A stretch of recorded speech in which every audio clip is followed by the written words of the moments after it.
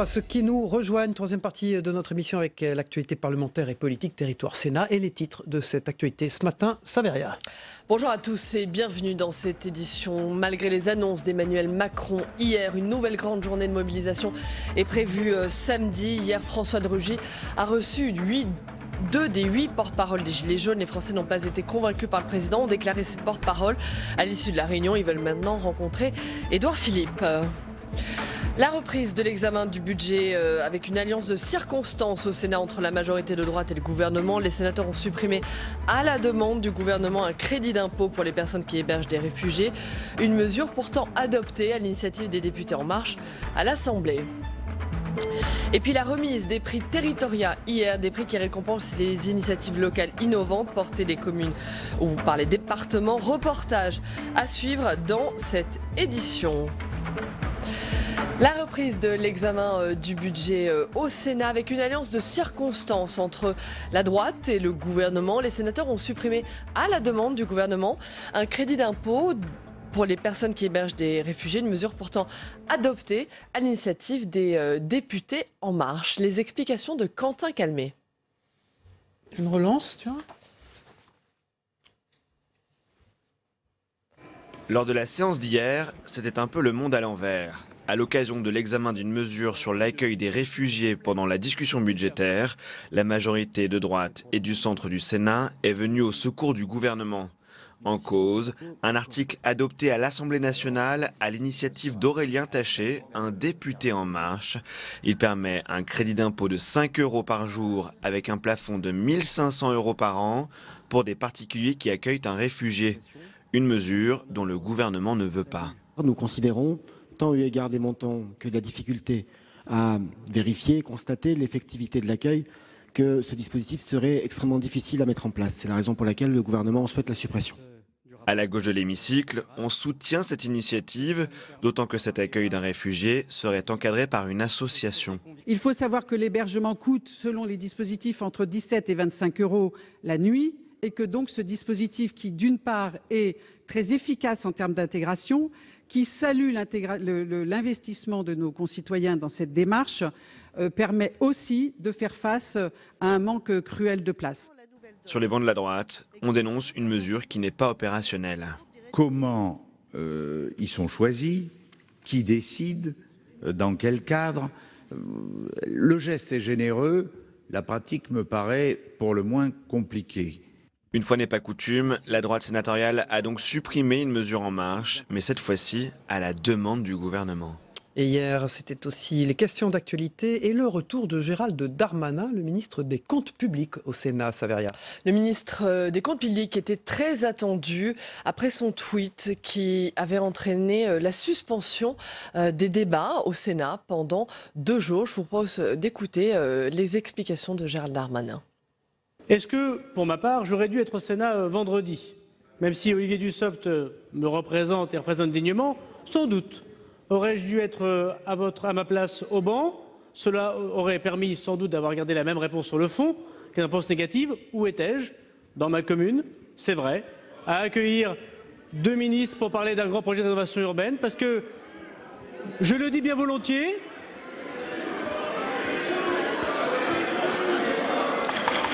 je le dis bien volontiers, Monsieur le Président, j'aurais dû être au Sénat, mais il est vrai que de temps en temps, j'ai un petit remords, parce que je suis aussi comme vous élu, j'ai été maire, et je fais d'ailleurs partie du corps électoral qui élit les sénateurs, et je comprends vos questions, Monsieur le Sénateur. Et donc il est vrai, si je puis me permettre, parce que j'ai apprécié la façon dont nous avons des relations, Monsieur le Sénateur, comme beaucoup ici, il est vrai qu'au lieu de faire des tweets, il vaut mieux dire en face les choses. Vous avez raison. Malgré les annonces d'Emmanuel Macron hier, nouvelle journée de mobilisation prévue samedi. Hier soir, François de Rugy a reçu 2 des 8 porte-paroles des Gilets jaunes. Les Français n'ont pas été convaincus par le président, ont déclaré ses porte-paroles à l'issue de la réunion. Ils veulent maintenant rencontrer Édouard Philippe. Voilà, Oui, maintenant on passe à l'œil 2, Anne Levade dans un instant.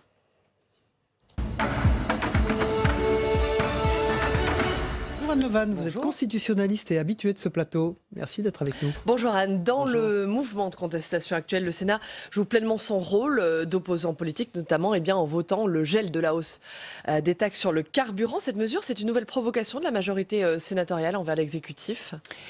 Alors, provocation sans doute dans le contexte, parce que on voit bien que la mesure prise, le vote du Sénat apparaît comme une espèce de prolongement, de continuation du mouvement des Gilets jaunes, ou en tout cas un écho. Il faut rappeler quand même qu'ils avaient voté dans le même sens il y a un an, c'est-à-dire sur effectivement le gel, une augmentation de la taxe carbone. Donc il y a aussi une forme de continuité de la part du Sénat. Ça n'est pas juste de l'opposition par principe.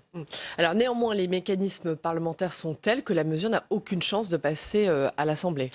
Alors oui, parce que effectivement, la loi de finances n'est jamais qu'une loi ordinaire et que, on le sait, il y a des mécanismes qui permettent de donner ce qu'on appelle le dernier mot à l'Assemblée. Donc le fait que le Sénat vote contre un texte, à la limite, il pourrait même voter totalement contre tout le budget sans que pour autant ça interdise que le budget entre en vigueur. Cela dit, c'est quand même un signal politique et heureusement, sinon ça voudrait dire que la deuxième chambre ne sert à rien. Il y a un certain nombre de cas dans lesquels ça peut faire évoluer les députés aussi. Mais quel est l'intérêt alors de travailler, dans le vide si tout est retoqué ? Alors, c'est pas travailler dans le vide. D'abord, je crois qu'il y a une partie petits cailloux qui sont semés au fur et à mesure du processus. Par ailleurs, le Sénat, vous le disiez, est une chambre qui aujourd'hui est dans l'opposition au gouvernement. En tout cas, sa majorité est dans l'opposition au gouvernement. Donc, il est légitime que l'opposition s'exprime et fasse valoir un certain nombre d'arguments. Et puis, par ailleurs, notamment sur le terrain des collectivités, bien évidemment, le Sénat a son mot à dire aussi pour rappeler, et on voit bien qu'aujourd'hui, les Gilets jaunes, c'est aussi lié au territoire, pour rappeler quels sont les enjeux sur le plan territorial. Alors est-ce que c'est aussi cette mesure symbolique, c'est aussi une façon pour le Sénat de faire pression politiquement sur Emmanuel Macron en vue bien sûr de la réforme des institutions, alors qu'il y a aujourd'hui une unanimité au sein des groupes politiques au Sénat pour ne pas examiner cette réforme? Alors la question de la réforme institutionnelle, ça va être une question qui va se reposer vraisemblablement très vite, puisque le gouvernement semble tenir bon sur l'annonce qui avait été faite de la remettre en discussion au mois de janvier. Sans doute, ce que fait le Sénat aujourd'hui, c'est un moyen de faire pression, mais il faut rappeler que sur la partie constitutionnelle de la réforme, on ira au-delà de la pression, puisque le Sénat peut y faire obstacle, parce que là, il n'y a pas de dernier mot donné à l'Assemblée nationale. C'est-à-dire que sur la partie révision du texte constitutionnel... Mais ce que disent les groupes politiques aujourd'hui au Sénat, excepté bien sûr le groupe En Marche, c'est on ne peut pas examiner cette réforme dans le contexte politique actuel. Alors, ça c'est sans doute une question que devra résoudre le gouvernement. Pour l'instant, il semble, si j'ose dire, droit dans ses bottes et dit vouloir maintenir la discussion. Le fait est que on peut légitimement comprendre la petite musique qui consiste à dire qu'un débat institutionnel, c'est un débat qui est long, qui prend du temps, qui n'a pas d'effet immédiat sur le quotidien des Français et que dans le climat de revendication sociale, ça n'est peut-être pas un signal très positif. Et si néanmoins la réforme était maintenue à l'ordre du jour, le Sénat choisirait l'obstruction?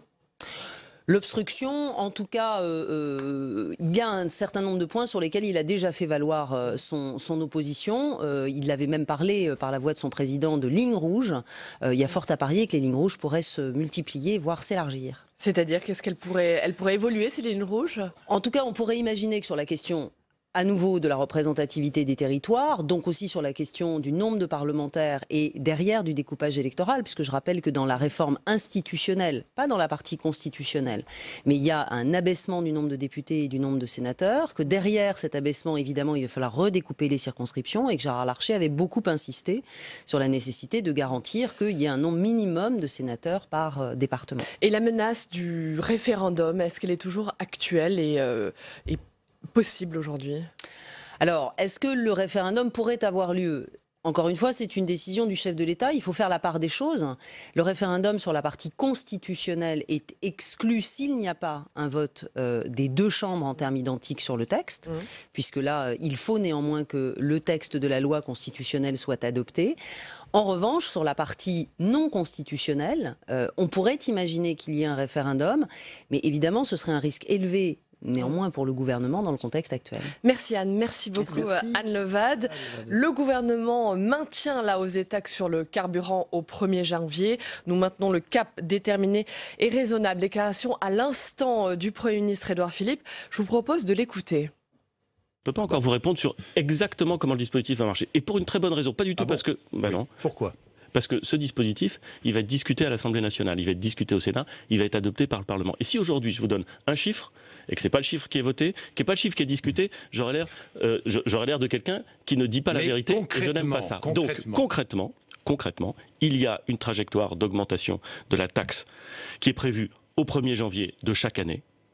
Nous maintenons cet objectif, mais dans le courant de l'année, chaque trimestre, c'est ce qu'a dit le président de la République, chaque trimestre, on verra quelle est l'évolution du prix de la matière première. Et si l'évolution du prix de la matière première est tellement élevée, alors dans ce cas-là, on pourra revenir au niveau initial qui était, donc, si j'ai bien compris, qui prévalait au 1er janvier de l'année. Voilà, le Premier ministre, il y a quelques instants, chez nos confrères. Voilà, on reçoit Philippe Bas, le sénateur Les Républicains de la Manche, président de la Commission des lois, dans un instant.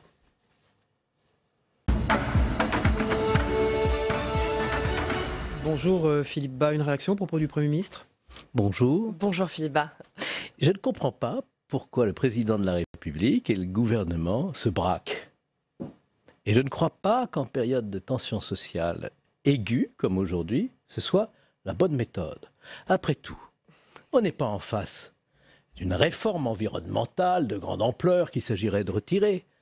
On est en face d'une augmentation banale de taxes qui vient pénaliser en particulier tous ceux qui ont besoin de leur voiture pour aller travailler. Et je ne comprends pas pourquoi le gouvernement se cabre là-dessus. Hier, Emmanuel Macron a annoncé la mise en place d'un dispositif précis. Édouard Philippe ne fait qu'expliquer qu'ils vont maintenir ce dispositif et le mettre en place. Mais c'est bien ce que j'ai entendu. C'est pour ça que je réagis comme je réagis. Si vous voulez, les gens n'y comprennent plus rien. Je te baisse la taxe d'habitation, je t'augmente la CSG, je te baisse les cotisations sociales, je t'augmente la taxe sur le gazole. Qu'est-ce que les gens peuvent finir par comprendre de tout ce micmac fiscal ? Je crois qu'il y a un moment où on doit se dire, faisons plus simple. Ce qui permettra d'augmenter le pouvoir d'achat, c'est le travail. Or, le chômage ne baisse pas. La croissance est en berne. Et au lieu de faire une politique qui inspire confiance aux acteurs économiques, la France va avoir pour 2019, nous sommes en train d'en discuter, le seul budget qui va à la fois augmenter les déficits, augmenter la dette publique et augmenter les prélèvements obligatoires. Et pendant ce temps-là, les Français protestent et ils ne sont pas manipulés par qui que ce soit. Ils viennent spontanément dire leur hostilité à ces mesures qui se sont accumulées et auxquelles le gouvernement, le président de la République oppose une sorte d'indifférence qui est comprise comme arrogante. Vous parlez d'indifférence et d'arrogance. À l'instant, Édouard Philippe annonce se dire prêt à recevoir une délégation des Gilets jaunes. Ça, c'est un signe d'apaisement. Vous pouvez le reconnaître ? Il vaut mieux enfin recevoir les gens. Il aurait mieux valu, depuis 18 mois aussi, entretenir avec les partenaires sociaux, avec les représentants d'associations, avec les élus, un rapport normal de partenariat qui aurait pu prévenir ces difficultés. Parce qu'aujourd'hui, à force de s'adresser directement à l'opinion publique, sans jamais vouloir discuter avec les corps intermédiaires, on se trouve dans une situation dans laquelle, entre le pouvoir et la rue, il n'y a pas d'interlocuteur reconnu par le gouvernement. C'est un mode de gouvernement qu'il faut réexaminer en profondeur. Il ne suffit pas, pour faire plaisir et pour montrer sa bonne volonté, de recevoir les gens tout en leur disant qu'on ne changera rien à ce qu'on a décidé, pour que ça s'arrange. Il y a un vrai tournant dans la méthode de gouvernement qu'il est temps de mettre en œuvre. Philippe, vous parlez de diminution de la fiscalité, diminution des taxes. Je vous propose d'écouter le Premier ministre qui vient de s'exprimer sur ce point précisément à l'instant. Je comprends la colère. Et d'une certaine façon, je partage l'impatience. Mais je ne peux pas le faire à un rythme déraisonnable. Je suis obligé de prendre en compte le fait qu'on a une dette qui est à 100% de notre PIB. Je suis obligé de prendre en compte le fait que depuis 40 ans, il n'y a pas un gouvernement qui a équilibré le budget. Et ça, c'est une donnée. Alors, je reconnais que c'est... On préférait que ce soit différemment. Oui. Vous, moi, tout le monde, les Gilets jaunes, je reconnais. Mais c'est là. Et je ne peux pas faire comme si ce n'était pas là. Donc j'essaie de le faire à mon rythme, mais je suis déterminé. Le président de la République s'y est engagé. On va baisser le niveau d'impôts et de taxes en France. On va le faire et on a commencé. On va baisser le niveau d'impôts et de taxes en France, vous y croyez ? Les promesses, c'est pour demain, et les taxes, c'est pour aujourd'hui. Moi, je crois que le discours lénifiant qu'on entend aujourd'hui n'est pas un discours audible. Je crois qu'il serait beaucoup plus simple de faire ce que le Sénat demande, c'est-à-dire de renoncer à cette hausse du coût du carburant en geste de bonne volonté et ensuite d'ouvrir une concertation importante sur la politique économique et sociale. Et moi, je ne souhaite pas du tout empêcher ce gouvernement de faire des réformes. Mais il ne s'agit pas d'une réforme environnementale, encore une fois, il s'agit d'une hausse d'impôts pour compenser la baisse de la taxe d'habitation. Vous voyez comme le gouvernement a du mal, il fait les cadeaux de taxes d'habitation, ensuite il ne sait pas comment les financer. Or il faut bien donner de l'argent aux communes pour financer les services publics, alors il vous augmente d'autres impôts. C'est une politique qui n'est pas sérieuse. Philippe Bas, dans le reste de l'actualité, donc bien sûr l'examen du budget au Sénat, le budget de la justice qui sera examiné samedi. Quel est le regard que porte le président de la commission des lois que vous êtes sur ce budget présenté actuellement, le budget de la justice? Nous avons émis des réserves sur ce budget et pourtant il augmente. Il y a un effort de redressement qui n'est pas niable. Mais la situation de la justice est une situation sinistrée. Et c'est donc un sursaut que la commission des lois du Sénat a appelé et elle l'a fait. Après un très long travail, elle a remis il y a 18 mois un rapport qui s'appelait modestement sauver la justice. 2 400 000 affaires civiles, familiales, de divorce, de paiement de loyer. 1 200 000 affaires pénales chaque année. Des délais qui s'allongent, des conditions de travail pour la justice qui se dégradent. Il y a vraiment une nécessité, et pas pour un an, de faire un effort considérable. Et puis pour la punition des condamnés, un système de prison qui est saturé. Nous avons aujourd'hui plus de 70 000 détenus pour 58 000 places, c'est indigne d'une grande démocratie. L'effort n'est pas à la mesure de ce qui est nécessaire, mais il est réel, si bien que nous n'avons pas rejeté ce budget. Le projet de loi de finances tel que présenté aujourd'hui ne répond pas à l'incurie que connaît la justice. Eh bien, il n'est pas suffisant dans le long terme. La trajectoire n'est pas suffisante et surtout, le président de la République avait dit « Je m'engage devant les Français à créer en 5 ans 15 000 places de prison. Il y en aura 2 700. À la fin de son quinquennat, au rythme où les affaires sont parties. Et tout ceci, c'est une remise en cause d'un engagement fondamental que les Français avaient pourtant bien entendu. Rapidement sur la justice des mineurs, Nicole Belloubet, la garde des Sceaux, veut réformer la justice des mineurs par ordonnance. Est-ce que vous êtes d'accord avec cette méthode qui obère en partie le débat parlementaire? Bien sûr que non. Puis la justice des mineurs, c'est pas un sujet tout à fait secondaire, pardonnez-moi. C'est un sujet essentiel. Alors tenir à l'écart le Parlement d'un tel travail législatif, c'est tout simplement sans précédent. Et sortir la botte secrète des ordonnances en fin de discussion, sans prévenir personne à l'Assemblée nationale, alors que le Sénat ne pourra même pas en délibérer, parce que nous allons ensuite, nous avons déjà discuté de ce texte, et nous allons ensuite directement dans la commission mixte paritaire qui doit chercher un accord entre 7 députés et 7 sénateurs pour que le texte puisse être voté. Eh bien, nous n'arriverons pas dans ces conditions à nous entendre avec le gouvernement et avec l'Assemblée nationale, alors qu'il s'agit d'un sujet essentiel pour la vie de la nation.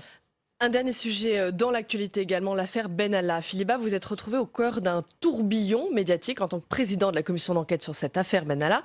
Quand est-ce que la commission d'enquête va rendre son rapport? Quand elle aura fini son travail, c'est-à-dire le moment venu. La semaine dernière encore, avec les rapporteurs, nous avons demandé des compléments d'information.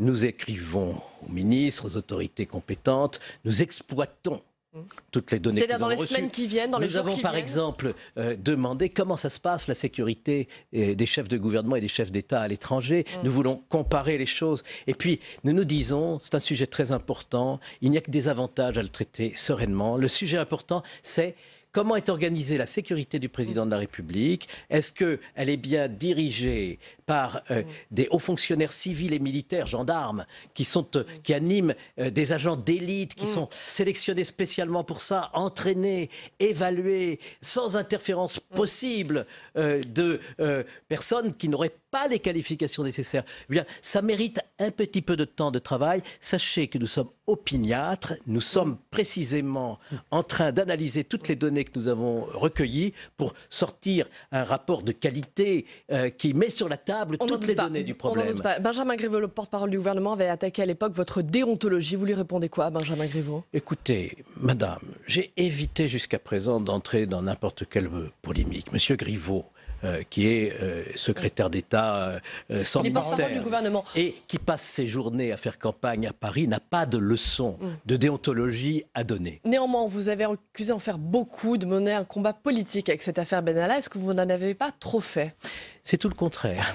Et je crois que tout le monde en est témoin, puisque précisément, les caméras de télévision, ce n'est pas nous qui les avons convoquées, mais nous avons fait la transparence. Et personne ne peut dire qu'il y a eu le moindre dérapage dans la manière dont les travaux de cette commission ont eu lieu.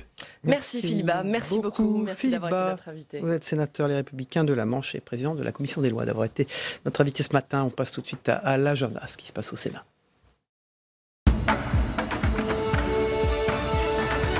Merci Philippe Bas. Ce qui se passe au Sénat, Saveria? Voilà, alors bien sûr, il faudra suivre ce matin à 10h30 la suite de l'examen du projet de loi de finances du budget en séance à partir de 10h30 à 14h. 2 auditions importante sur un tout autre sujet, audition d'Éric Guéret et de Christine Pedotti. C'est la directrice de la rédaction de Témoignages chrétiens, le journal à l'origine de l'appel pour une enquête sur la pédophilie dans l'Église. Ce sont des auditions organisées par la mission d'information sur la justice des mineurs, sur la répression des infractions sexuelles sur les mineurs. Et enfin, à 16h15, une audition importante également, Sébastien Lecornu, auditionné devant la délégation aux collectivités territoriales. La remise des prix Territoria hier, des prix qui récompensent les initiatives locales innovantes portées par des communes ou des départements. Regardez ce reportage d'Aurélien Romano. Un écrin prestigieux pour ces prix qui récompensent les initiatives locales innovantes portées par des collectivités et les acteurs au plus près des réalités du terrain. Nous parlerons aussi d'alliance des territoires, de revitalisation des centres-villes, du bien-être au travail, d'économie circulaire, de culture pour tous, de mutualisation et de participation citoyenne. Tous ces grands thèmes nationaux pour lesquels vous apportez déjà des réponses et des solutions de proximité. Parmi eux, le lauréat d'or des services à la personne, l'initiative Iseradom, qui permet aux personnes âgées de pouvoir rester le plus longtemps possible à domicile afin d'éviter de passer par la case EHPAD où les places sont chères. Le projet actuellement en test est un logiciel qui facilite la mise en réseau des aides. C'est l'organisation d'abord de l'aide humaine qui est autour de la personne. On a pas mal d'aide humaine qui intervient, aussi bien l'infirmière d'un service à domicile,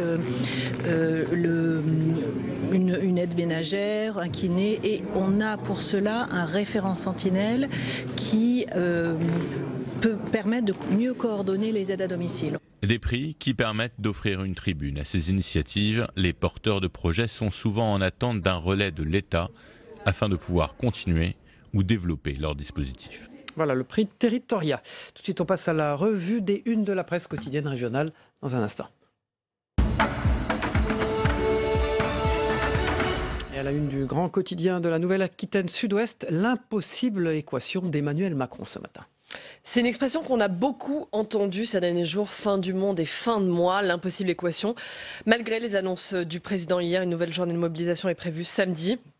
Hier soir, François de Rugy a reçu 2 des 8 porte-paroles des Gilets jaunes. Les Français n'ont pas été convaincus par le président, ont déclaré ses porte-paroles à l'issue de la réunion. Ils veulent maintenant rencontrer Édouard Philippe. Édouard Philippe qui s'est dit à l'instant prêt à les recevoir. En réponse aux Gilets jaunes, Emmanuel Macron, lui, veut co-construire la transition écologique. Un Emmanuel Macron tiraillé à la une de la Nouvelle République. Difficile d'être tiraillé. Tiraillé entre Gilets jaunes et écolo. Et pourtant, le président garde le cap du bateau transition écologique. Nous pouvons transformer les colères en solutions. Le président de la République qui dit entendre la colère des Français. Il met en avant l'urgence climatique. Il entend, il écoute, il comprend. Mais il maintient le cap. Bref, du en même temps à la sauce Macron. Voilà, des bus gratuits, tout à fait autre chose, à la une de Nord Littoral ce matin. L'idée lancée par la maire de Calais, Natacha Bouchard, a séduit les maires de l'agglomération. Après Dunkerque, les bus seront gratuits en 2020 à Calais. L'agglomération a approuvé à l'unanimité la mise en place de la gratuité des bus. Au total, 10 communes regroupant plus de 100 000 habitants seront concernées. D'autres grandes villes comme Paris réfléchissent également à la gratuité des transports publics. Merci Saveria, on vous retrouve demain pour une nouvelle revue de presse, évidemment en en début de matinale. On a une minute encore, je crois qu'il reste pour la Provence quand même, hein, le drame de Marseille. La Provence qui revient sur le drame de Marseille. Près de 1500 personnes évacuées depuis le drame de Noailles. 188 immeubles insalubres vidés dans le centre-ville, autour de la rue d'Aubagne. Reportage à la cité Corot, où 96 logements déclarés en péril imminent par la ville vont être prochainement évacués. Une information judiciaire a été ouverte hier pour homicide involontaire aggravé. Voilà, merci Saveria. On vous retrouve demain, bien sûr.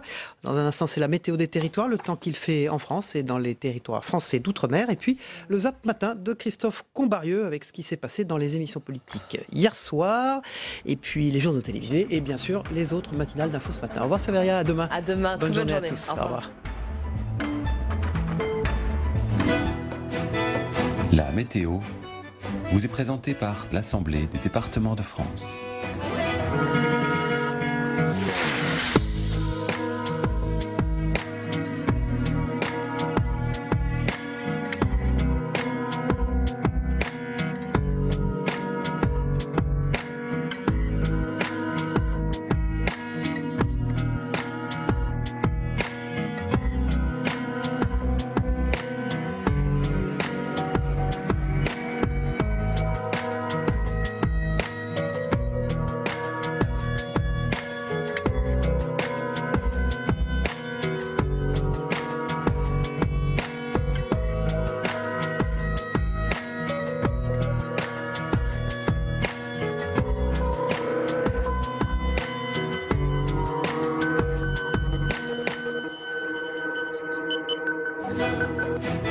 C'était la météo avec l'Assemblée des départements de France. Une heure de discours pour présenter son plan pour l'écologie et pour tenter de calmer les colères. Il fait un discours totalement lunaire.